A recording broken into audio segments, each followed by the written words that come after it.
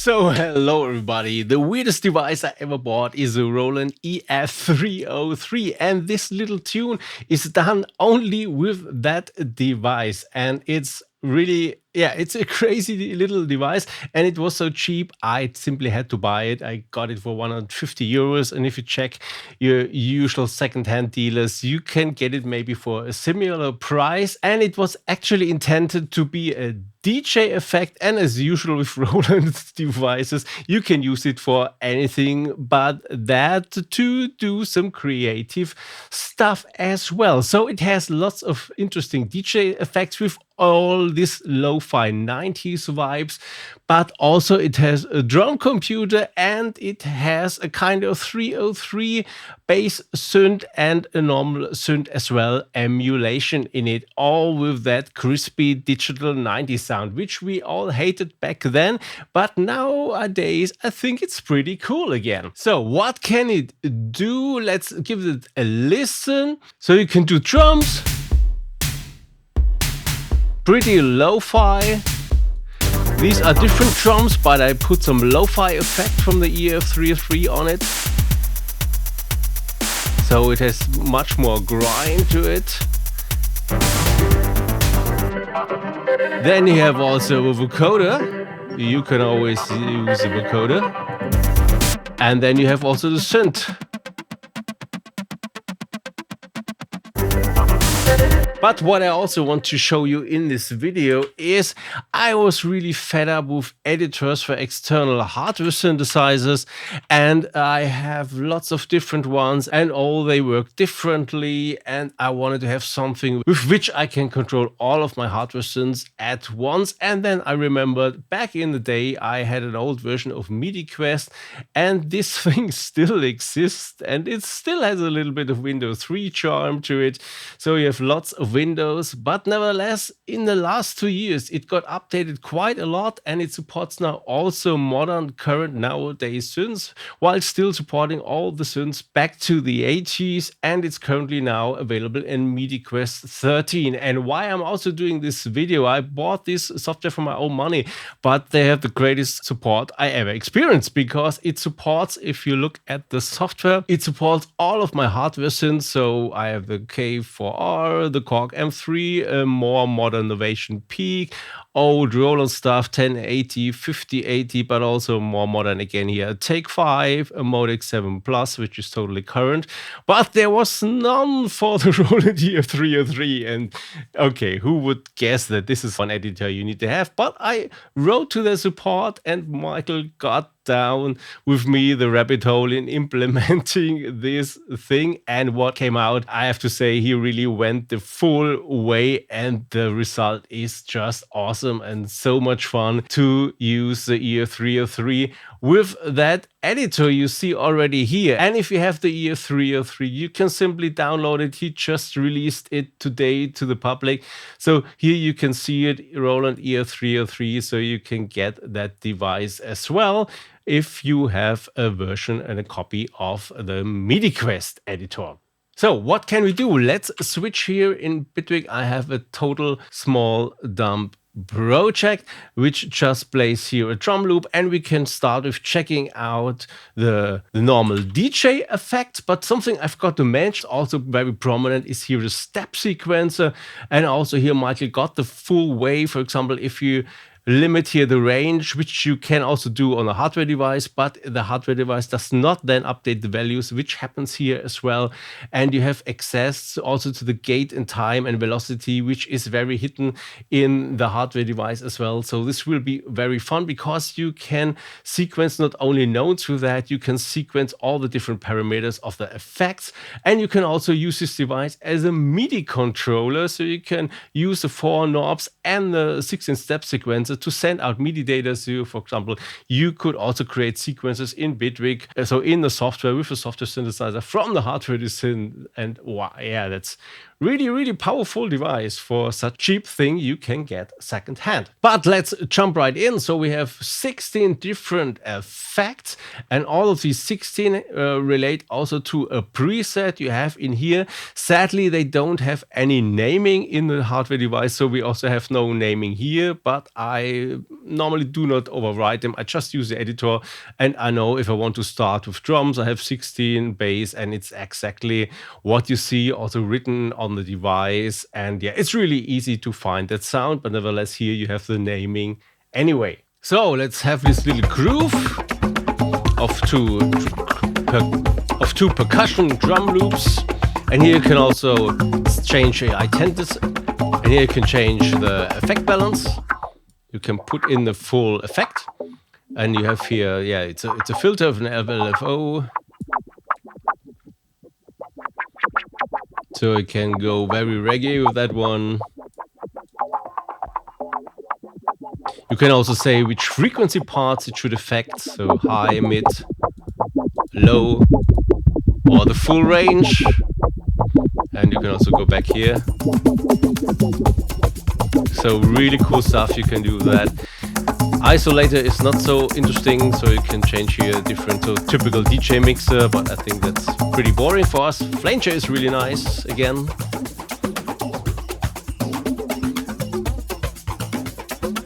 Can get very crunchy.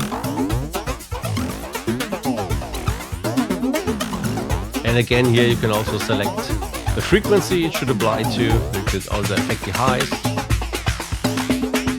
Really nice. I could already press record again and get new ideas. So it's really nice to get ideas from that stuff. You have classic delay with panorama effect. Also, it adds some really nice high frequency grind to it, which you do not get from good delays. And you can change your panorama as well. Yeah, what we did not yet do is use the step sequencer. So let's do the step sequencer. So here you can set also destination, the 4 parameters you have here. So the panorama here, also nice. And you can also then tweak the velocities, which doesn't make sense here for that parameter. And you can change the steps, and the gate time, and so on. But let's hear the other effects. Really lo-fi reverb.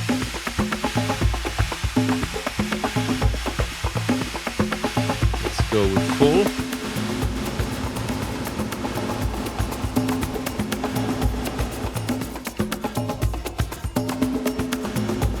Pitch and delay, also very funny.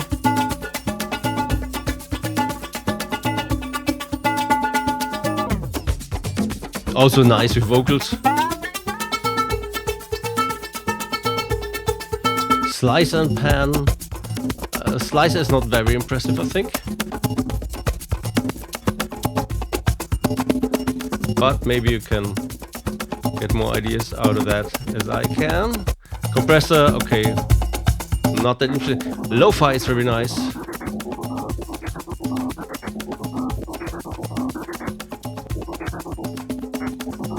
And with lo-fi you can do really cool stuff. Also without any inputs, you can get some really noise out of it. If you crank up the...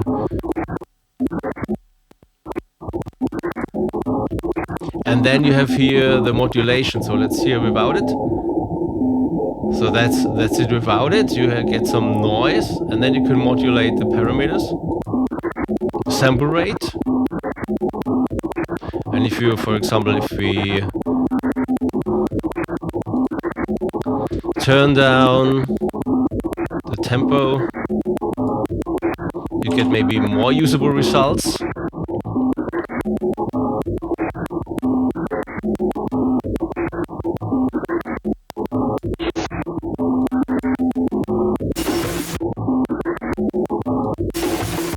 And it's really cool for getting crazy rhythms, as you hear.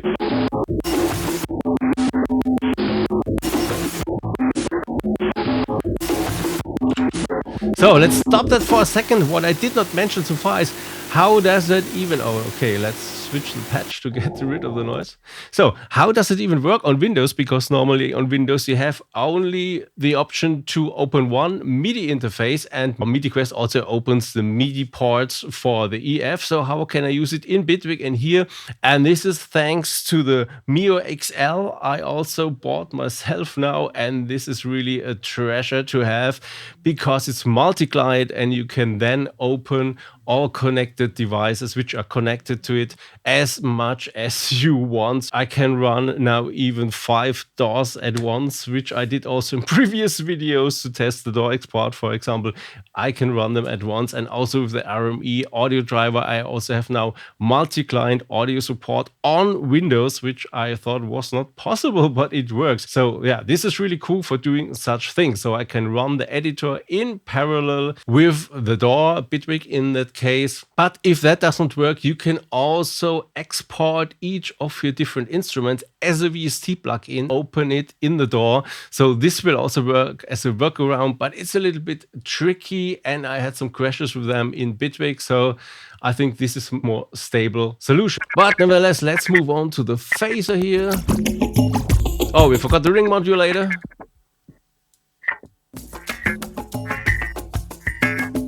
Also quite crunchy. Phaser. Also nice. Voice, though this is nice. You have the robot. Normal and the robot.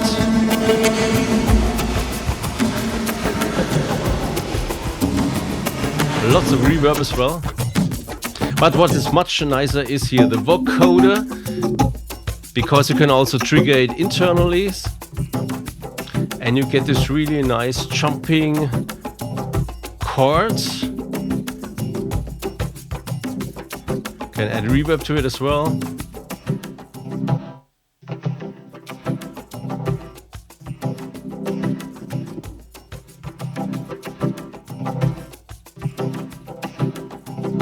And for sure, you can again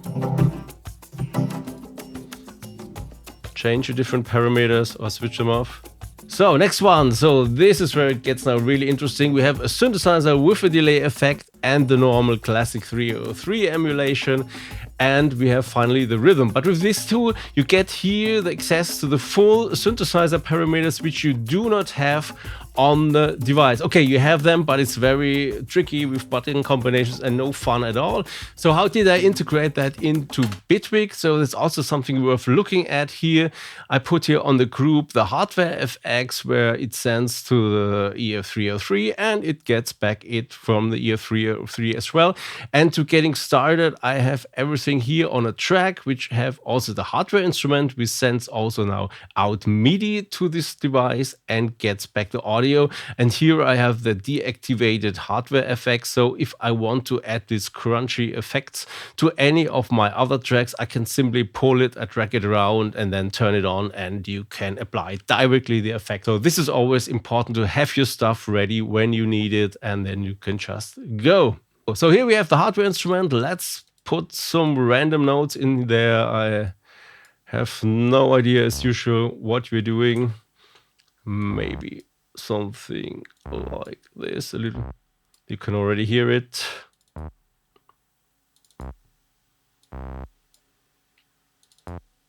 Yeah, maybe that's already enough. Puts here another one. Very creative today.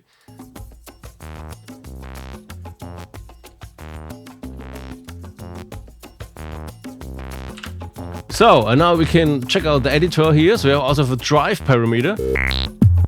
Oh yeah. That's cool. Oh, I love it. We have Podomander as well. Oh, even better. You have an LFO, one LFO for pitch.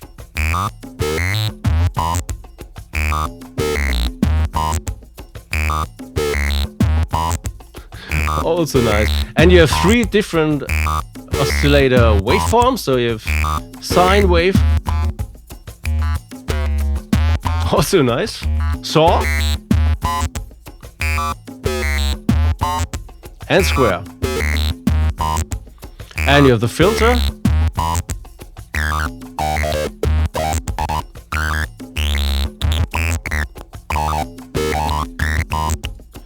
Resonance.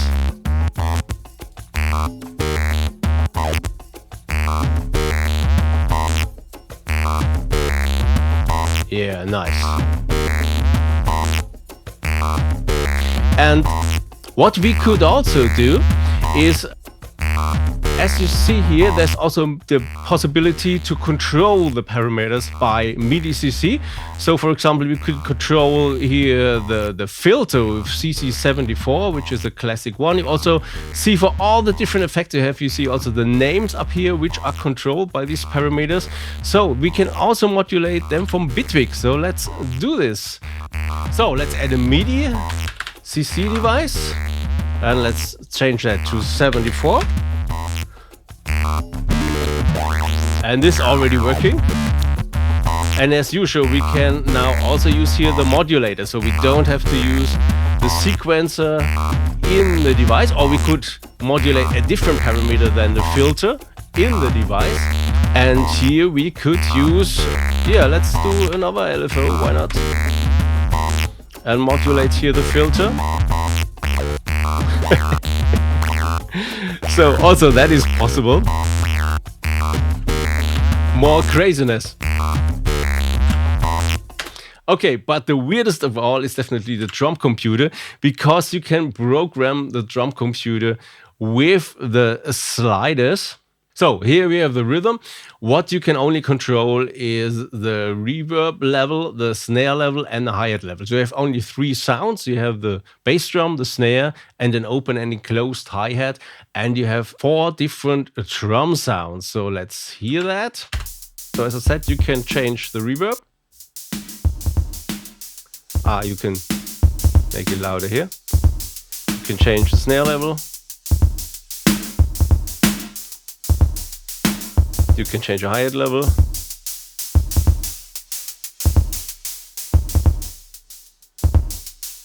And you have the different drum sounds. Oh, I like that one.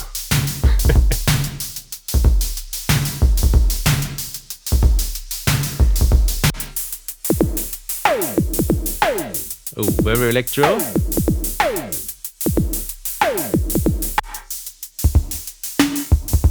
And I wanted to show you how you program it on the device. It's really funny. If it's very at the bottom, it's a drum.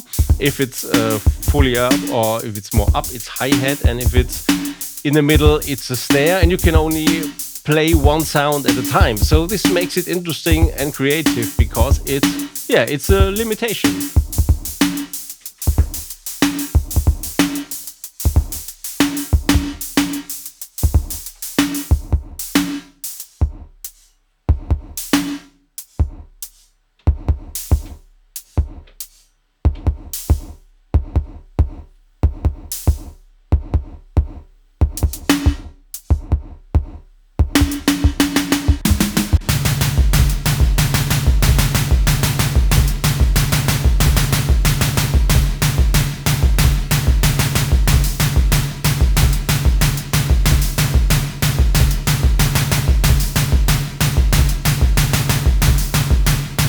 So it's pretty easy to get rhythms you would not program otherwise.